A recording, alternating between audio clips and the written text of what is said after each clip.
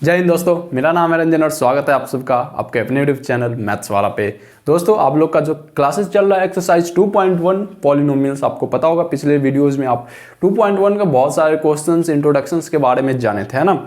तो आज उससे रिलेटेड हम लोग आज के क्लास में नेक्स्ट क्वेश्चन पे डिस्कस करने वाले हैं, A to Z question solve करने वाले हैं दोस्तों। इसलिए वीडियो के एंड तक जरूर बने रहिएगा। जो बच्चे स्टडी करते हैं क्लास 10 बिहार बोर्ड हो, कोई भी स्टेट बोर्ड हो मेरे दोस्त, तो आप जरूर से जरूर लास्ट तक देखिएगा, क्योंकि आपके लिए बहुत ही ज़्यादा इंपॉर्टेंट होती है।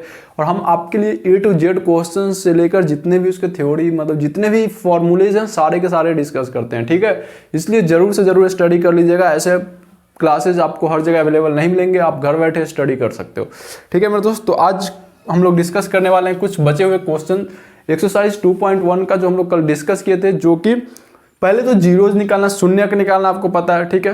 कैसे क्या करना है, शून्य का निकालना, उसके बीच रिलेशंस बताना है ना। तो उस पर डिस्कस कर रहे थे हम लोग, ठीक है।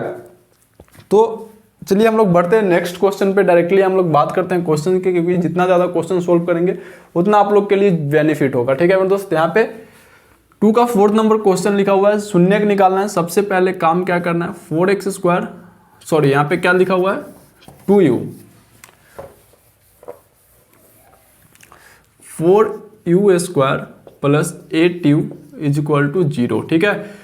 आप लोग अभी तक देखे थे कि इस तरह का गुणनखंड ज़्यादातर मिलते थे देखने के लिए। ऐसे क्वेश्चंस को कैसे सोल्व करते हैं आइए देखते हैं। तो सबसे पहले आपको करना क्या है, लॉजिक लगाना है यहाँ पे, क्या दोनों में क्या पॉसिबल कॉमन है, ठीक है। सिंपल लॉजिक है। यहाँ पे दोनों में 4 निकल सकता है, 4 निकाल लिए, है ना। उसके बाद u दोनों में दिख रहा है, तो u क्या करेंगे, एक u को बाहर निकाल लेंगे, सिंपल। तो यहाँ पे क्या बच जाएगा, u plus 8 is equal to 0। Easily बना सकते हो आप बहुत ही आसान तरीके से। अगर आप बनाने के बाद 2 बार 4 बार प्रैक्टिस कर लो इस क्वेश्चन को, 100% कहते हैं आपको आगे बढ़ने से कोई नहीं रोक सकता, ठीक है। तो अब यहाँ पे करना क्या है, एक एक वैल्यू निकालते हैं। 4u से 0 करते हैं और एक u प्लस 8 से शून्य एक निकालते हैं, ठीक है मेरे दोस्त।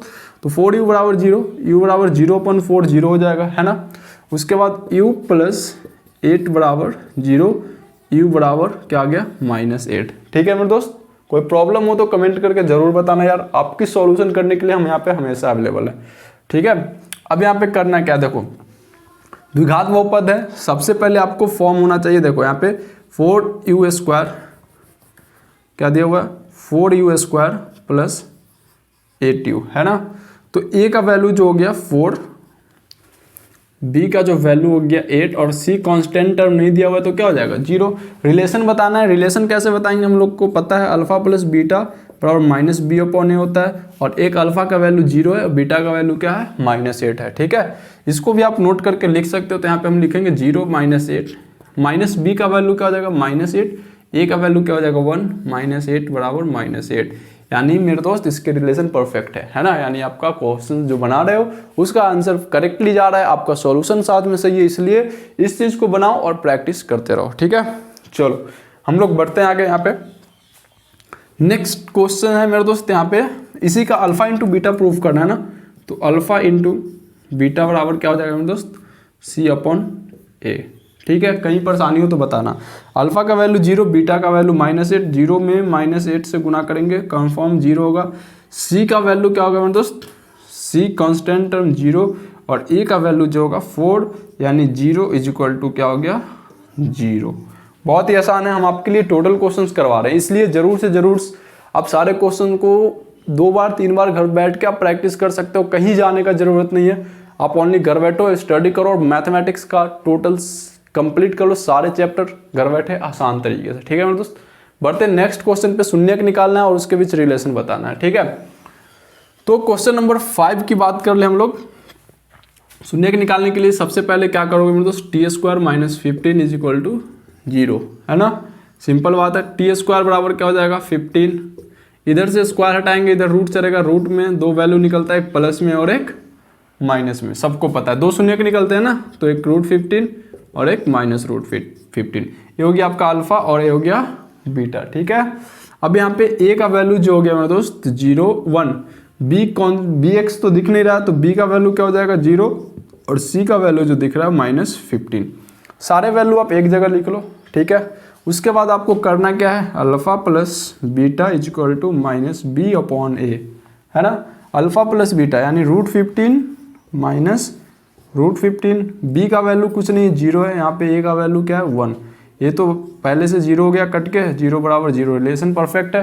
नेक्स्ट हम लोग चेक कर लेते हैं alpha into beta is equal to C/A, ठीक है। और अल्फा इंटू बीटा, अल्फा का वैल्यू 15 √15 और बीटा का वैल्यू माइनस √15। सी का वैल्यू कांस्टेंट टर्म का, सी का वैल्यू जो है मेरे दोस्त यहाँ पे -15 दिख रहा है, ए का वैल्यू क्या है 1। रूट गुना करेंगे, रूट हट जाएगा यानी -15 इज इक्वल टू -15। ये आपका परफेक्ट आंसर है। आप चेक कर लिए हो कि कैसे सोल्व होते हैं, ठीक है। तो ऐसे क्वेश्चंस आपके एग्जाम में रहते हैं, तो उम्मीद है कि आप लोग को आज के बाद कोई परेशानी नहीं होने वाली, क्योंकि हम आपको पूरा क्वेश्चंस का सॉल्यूशन दिखा रहे हैं। ऐसा नहीं कि एक बताएं दो छोड़ दिए, बिल्कुल नहीं मेरे दोस्त, हम आपको टोटल क्वेश्चन करवाने वाले हैं। इसलिए क्वेश्चन नंबर 6 की भी बात करेंगे, इससे रिलेटेड आगे क्वेश्चंस भी देखेंगे। जितने भी टाइप हैं पॉलिनोमियल्स के सारे क्वेश्चन हम आपको भी करवाने वाले हैं। तो क्वेश्चन नंबर 6 की बात कर लेते हैं। शून्यक निकालना है, ठीक है। क्या करेंगे, 3x², आंसर जब आप लिखोगे 3x² minus x minus 4 is equal to 0, ठीक है। ये शून्य कैसे निकालते हैं दोस्त, 3 चौके 12, गुना करके लाना है 12, जोड़ के घटा के x लाना है। यानी आप जो दो नंबर लोगे यहाँ पे -4x प्लस 3x, देखो -4 प्लस 3 क्यों लिए, क्योंकि लाना है -x, -4x में से 3x घटाएंगे तो -x बचेगा, 4 तिया 12 हो जाएगा, है ना। -4 है, -4 दे तो 0 हो गया, ठीक है। कोई परेशानी नहीं है। अब यहाँ पे दोनों में क्या पॉसिबल कॉमन लग रहा है, तो कुछ नहीं है, x है, ठीक है। 3x minus 4 plus 1 into 3x minus 4 is equal to 0, ठीक है। उसके बाद करना क्या, x प्लस 1 और 3x minus 4 is equal to 0, ठीक है। इस फॉर्मेट में लिखने के बाद आपको अच्छी तरह पता है कि शून्यक हम लोग कैसे निकालते हैं। एक शून्यक इससे निकालेंगे और एक शून्यक इससे निकालेंगे, x बराबर 4/3, है ना। अब इसके बाद आपको क्या करना है, आपको अच्छी तरह पता है, क्योंकि इससे रिलेटेड हम बहुत सारे क्वेश्चन सोल्व किए हैं। तो उम्मीद है आप लोग को अच्छी तरह समझ में आ रहा होगा। जो बच्चे नहीं समझ पा रहे हैं कमेंट करके जरूर बताइए, नहीं तो डिस्क्रिप्शन में दिए गए नंबर पे आप सेंड कर सकते हैं व्हाट्सएप के थ्रू, और आपको हम फिर नेक्स्ट डे उस क्वेश्चन का सॉल्यूशन 100% करके दिखाएंगे, ठीक है। तो चलिए हम लोग बढ़ते हैं यहाँ पे। अब करना क्या है, ये तो हो गया, ठीक है। अब यहाँ पे जीरोस को प्रूफ सत्यापित करना है ना। अल्फा प्लस बीटा बराबर -b/a, ये हो गया आपका अल्फा, ये हो गया बीटा। अल्फा का वैल्यू -1 है, बीटा का वैल्यू 4/3 है, ठीक है। -b का वैल्यू यहाँ से आप निकालो, तो -b का जो वैल्यू है मेरे दोस्त -1 है ना। और माइनस पहले से तो 1, a का जो वैल्यू है 3 है, ठीक है। इधर ऐड ऑफ फ्रैक्शन कर लो ना आप, 3 तो -3 प्लस 4 यानी 1/3 बराबर 1/3 हो गया। सिंपल सा सवाल है। अब यहाँ पे आपको अल्फा इंटू बीटा प्रूव करना है। अल्फा इंटू बीटा बराबर C/A। अल्फा का वैल्यू क्या है मेरे दोस्त, अल्फा का वैल्यू -1 और बीटा का वैल्यू 4/3 और C का जो वैल्यू है -4 और A का जो वैल्यू है 3, यानी -4 बराबर -4। ये दोनों रिलेशन परफेक्ट है, यानी इसमें आप जो भी क्वेश्चन का सॉल्यूशन कर रहे हैं आपका 100% राइट है। इसलिए इस क्वेश्चंस को जरूर से जरूर प्रैक्टिस करें, क्योंकि बहुत ही ज़्यादा इंपॉर्टेंट होती है आपके लिए। हम A to Z क्वेश्चन लेकर आते हैं। अब बढ़ते हैं हम लोग नेक्स्ट टाइप के क्वेश्चंस क्या कर रहा है पॉलिनोमियल्स में, उस पर बात करते हैं मेरे दोस्त। चलिए मेरे दोस्त हम लोग बढ़ते हैं नेक्स्ट टाइप के क्वेश्चंस, जो कि बहुपद के फर्स्ट एक्सरसाइज में आपको ऐसे क्वेश्चंस भी देखे जाते हैं और बहुत ही आसान होता है। इस पे डिस्कस करते हैं मेरे दोस्त। यहाँ पे आपको लिखा हुआ है हेडलाइन, एक द्विघात बहुपद ज्ञात करें जिनके शून्यकों का योग तथा गुणनफल। योग और गुणनफल के बारे में हम लोग बात किए थे मेरे दोस्त इंट्रोडक्शंस वाले चैप्टर में, कि योग मतलब क्या हो गया, अल्फा प्लस बीटा, है ना। योग दो जीरोज निकलते हैं शून्य, एक अल्फा एक बीटा, इसका योग मतलब अल्फा प्लस बीटा।